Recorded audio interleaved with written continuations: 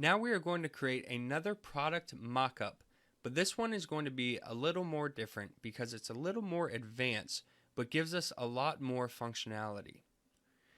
If you haven't already downloaded the book cover design product mockup from the previous lesson, go ahead and open up the Creative Cloud application, click on the search icon, and then select Book Mockup.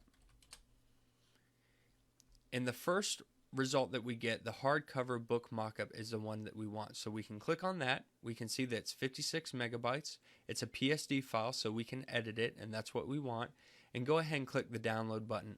I've already downloaded this because it will take a little bit of time to download, and I don't want to hold you up, but you'll see it download and sync. When it syncs, it means it's actually syncing to Photoshop, so you can pull it up within Photoshop automatically.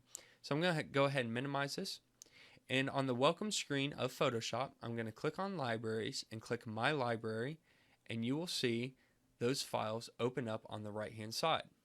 So here it is, hardcover book mockup. I'm going to right click on that and select Edit, and when I do, it's going to open that file for me.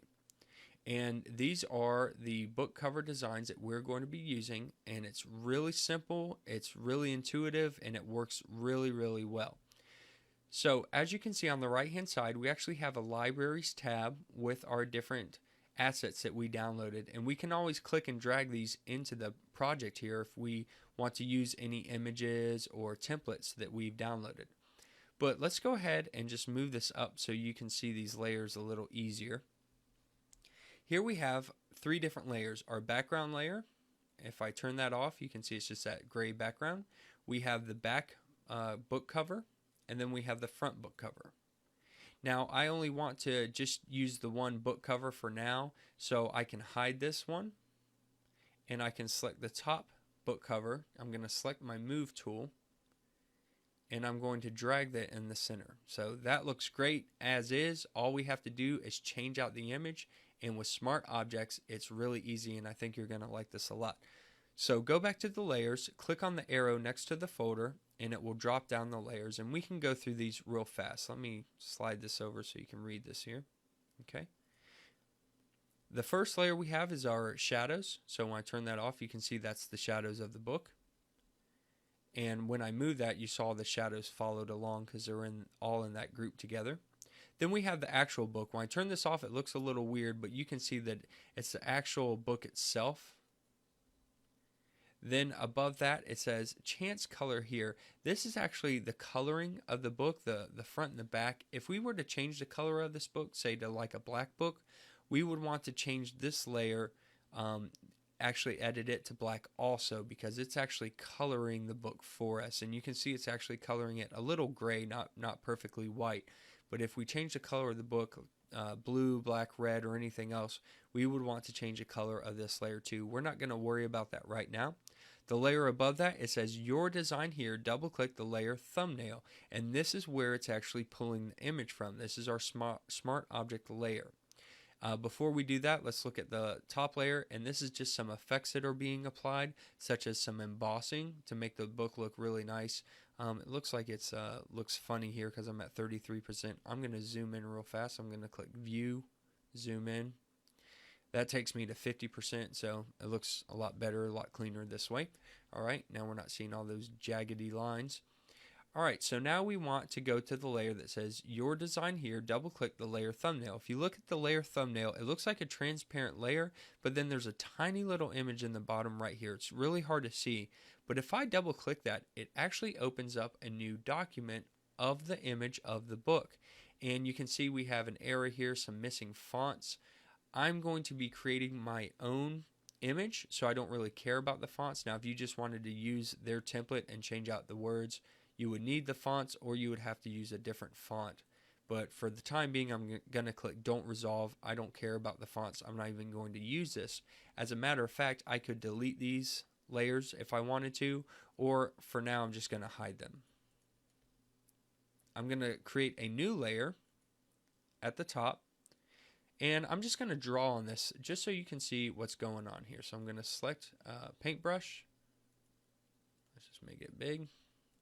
And I'm just going to draw something here. Now I've hidden all those layers, created a new layer and drew on this, and I'm going to save this. So I can hit Control S or click Save under File. It saves this file, and when it does, it automatically updates the book for us and applies all the effects, all the shading, the embossing, all those things automatically, and looks great. So all we have to do is go into the Smart layer, design our book cover, save it, and it will automatically apply the texturing, the embossing, the perspective, and everything we need. That is the power of using these mock-up templates, because you can download, tons of these online and have the ability to easily input your own images and instantly have some great looking products to sell online. So let's go back to this layer. And actually what I want to do is I'm going to bring in an image of a book cover that I designed earlier, just so we can see how that looks. So I'm going to click on this layer 1 and hit delete. We don't need it anymore.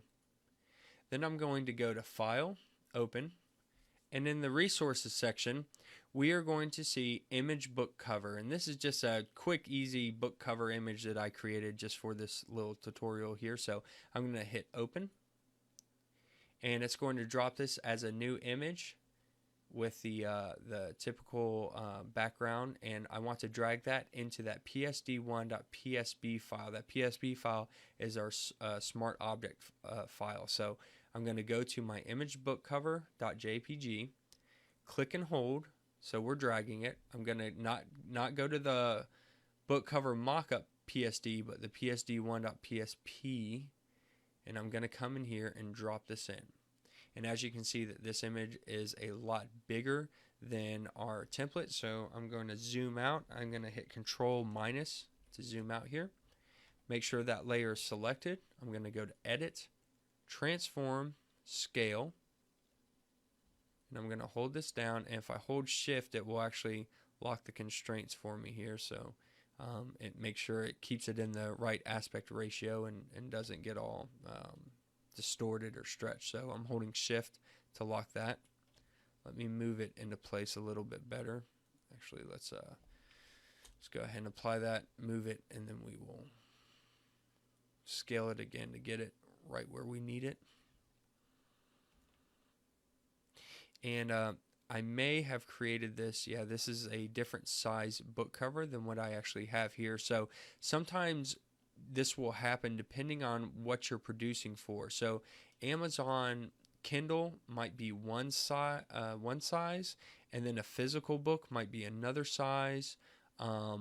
Different platforms, different mediums are going to have different size book covers. That's something that you definitely need to be aware of, and knowing what size you're designing for. So if you're designing, Kindle ebooks, you need to go into the Kindle platform and look at their resolution specs to make sure you're designing for the right size. As you can see, I was designing for one size here, and this book cover design is actually a little different. That's okay though. I just kind of scaled it. I cropped off the top. Luckily there was nothing up there, so I don't really care about cropping off that top there. I still got my information and words down here at the bottom. I'm going to hit enter. I'm going to zoom in. Looks like I didn't crop it all the way. Let me do that one more time. Let's make sure it's filled out here. Okay, all of our edges are filled. That looks really good. So just a simple book cover design that I created. Now I'm going to save it. Go to File, Save. And when we come over here, you can see our image has been applied. You can also see some of those effects being applied, such as the texturing that is going on within that layer. And this looks great. It looks like it's an actual paperback book. One thing we might want to adjust is you can see that, as I talked about earlier, the back of that book is white, and we might want to change the coloring around a little bit to match this. In this particular file, we would click on this little camera icon here, double click it. It gives us a color option. I'm going to click on this, and I'm just going to select. If I pick a color, let me show you real fast. If I pick blue, you can see it changing all around the book. So it's actually affecting the whole book and the inside cover. So I'm just going to pick some colors that kind of match that design that I had going on, which was that light yellow sky there. So I'm going to hit OK. And as you can see, it colored that all the way around. So that looks a lot better. That looks like it's all one image and it's all flowing together really nicely. So that is how we use a book cover product mockup templates, any type of product mockup template actually, but this is a very easy way. Whenever you get the chance to use smart objects, I definitely recommend it because they look really good, and you can manipulate them so easily. Like I said, you can go back into that file and you can create from scratch. You can start new. You can bring in an image you already had, just like I did, and once you save it, it's automatically updated here. So that is how you easily create a product mockup from a template.